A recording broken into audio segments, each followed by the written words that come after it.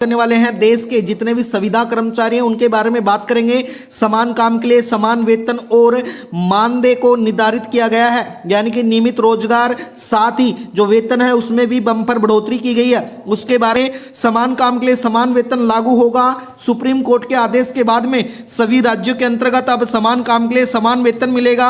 साथ ही न्यूनतम वेतन में भी बढ़ोतरी की गई है जो राज्यों के अनुसार अलग अलग हो सकती है। दोस्तों इसके साथ ही मैं बता देता हूँ संविदा कर्मचारियों के लिए नए नियम और लाभ भी इस प्रकार से तय किए गए हैं। दोस्तों बता देता हूं अब समान वेतन का अधिकार सुप्रीम कोर्ट ने पुराने आदेशों का हवाला देते हुए अब संविदा कर्मचारियों को नियमित कर्मचारियों के समान ही न्यूनतम वेतन और बराबर मानदेय करने का विचार रखा है। साथ ही मैं बता देता हूं दोस्तों सामाजिक सुरक्षा की बात करें तो नया सोशल सोसाइटी के कोड के आधार पर तय संविदा कर्मचारियों को ईपीएफ यानी कि ईपीएफ और ईएसआई जैसे सुविधाओं का पूर्ण लाभ सुनिश्चित किया गया है। इसके साथ ही मैं बात करूं दोस्तों यानी कि अवकाश सुविधाएं, यानी कि जो अवकाश थी उनकी सुविधाएं अब कई विभागों में संविदा कर्मचारियों को सवेतन अवकाश नहीं मिलते थे, लेकिन अब उसको अनिवार्य कर दिया गया है। अब अवकाश की सुविधा भी प्रॉपर मिलने वाली है। साथ ही मैं बता देता हूं न्यूनतम वेतन का लाभ अनुभव के लाभ के आधार पर होगा, यानी कि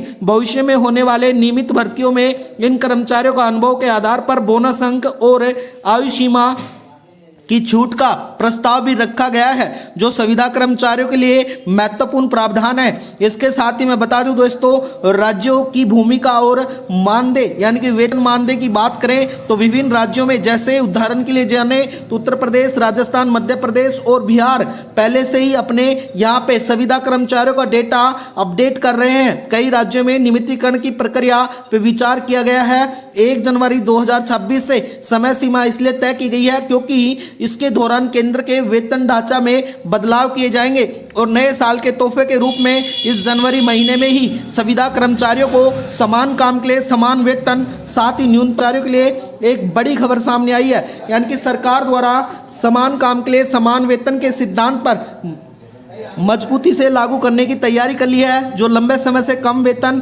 और मानदेय पर काम कर रहे लाखों कर्मचारियों को 1 जनवरी 2026 से तारीख महत्वपूर्ण मानी जा रही है। इसके साथ ही मैं बता दूं जितने भी संविदा कर्मचारी हैं उनके वेतन वृद्धि के बाद अनुमानित आय की बात करें तो विशेषज्ञों के अनुसार इसके अनुसार सरकार ने समान वेतन का आदेश जो लागू किया गया है, जो वेतन का ढांचा प्रयास किया गया है। इसके साथ ही मैं बता देता हूं दोस्तों चतुर्श्रेणी कर्मचारी की बात करें तो वर्तमान में 12,000 से 15,000 से बढ़ाकर 20,000 प्लस कर दिया गया है। इसके साथ ही लिपिक और वर्कर संविदा यानी कि वर्तमान में 18,000 से 22,000 से बढ़ाकर 30,000 प्लस तक वेतन मिलने वाला है। तकनीकी स्टाफ की बात करें तो इसमें 40% वृद्धि यानी कि वेतन में 40% वृद्धि करने की पूरी संभावना है।